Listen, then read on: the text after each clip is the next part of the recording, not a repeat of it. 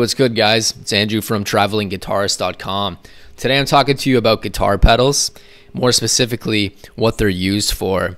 So I'm just going to dive into it right now. Guitar pedals, for those of you who don't know, it's essentially a stomp box or a piece of equipment that you connect between your amplifier and your cab and your guitar. Additionally, it can be connected to a digital audio workstation as well, such as GarageBand or Logic Pro or what have you. And they're usually used for a few different things. They're used for volume, creativity, miscellaneous effects, dynamics processing. They can even be used to mask errors and mistakes. So we're going to talk a little bit more about some of the common effects that you might see. As you can see in this image right here, I included a whammy pedal. Whammy pedals are probably one of the most commonly used effects besides distortion and overdrive. And what they do is they essentially oscillate between low and high frequencies on a guitar signal. So it creates the wah wah effect because you play a note and then it shifts between the low frequencies of the sound and the high frequencies of the sound. And that's essentially what a pedal does, in that case anyway. Now other pedals do different things, like you got overdrive, distortion, delay, sustain, flangers, chorus. I mean, there's so many of them.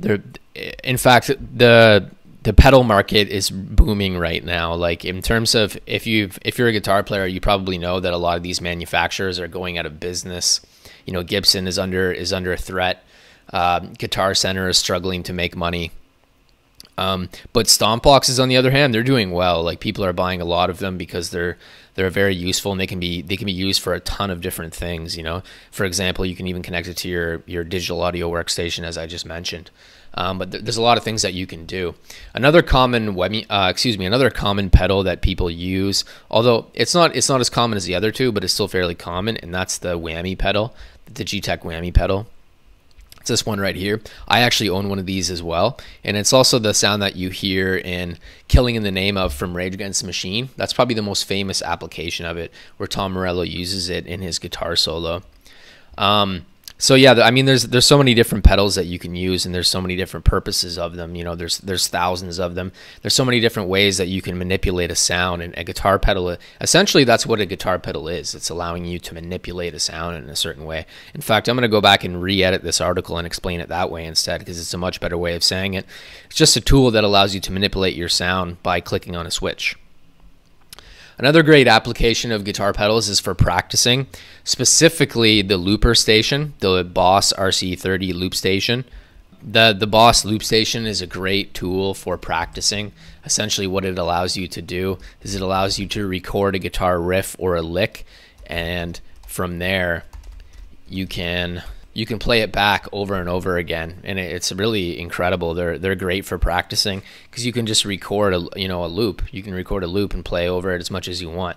It's basically like having a second or a third guitarist, and they just play for how long you want and whatever you want, and they don't talk back to you.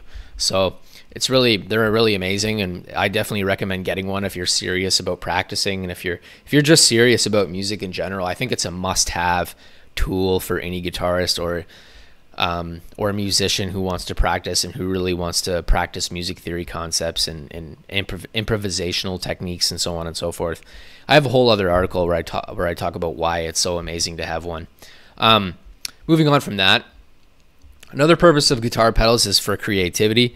As I just said, there's a lot of effects units out there, and you can take a very simple sound, and just by adding a particular effect to it, there's so much that you can do to it, right? There's so many ways you can manipulate that sound so it sounds awesome. And Tom Morello and The Edge are the two examples that come to my mind when I think of that.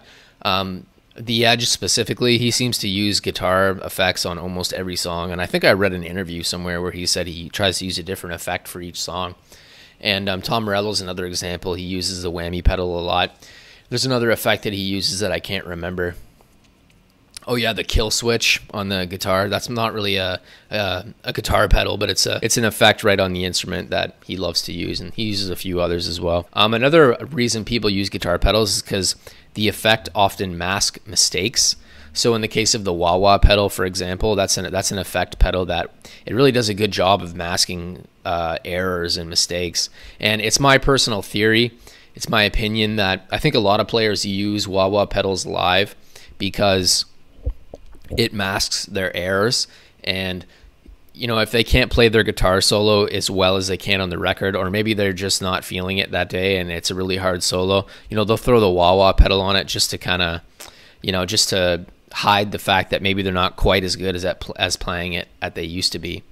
And wrapping up, I mean, that's pretty much it for guitar pedals. Like, they're used for practicing, creativity, masking errors, and just general effects. I think it's worth noting that when it comes to guitar pedals or stomp boxes in general, like, they're far better than their plug-in counterparts. Like, any analog unit that you plug in and it's actually a piece of equipment that's made out of steel, they're way better than the plug-in. We're not at a point yet where plug-ins are nearly as good. They are getting better, apparently. Like, apparently from 10 years ago, they've improved a lot. And even some of the plugins that just come in with GarageBand are pretty great.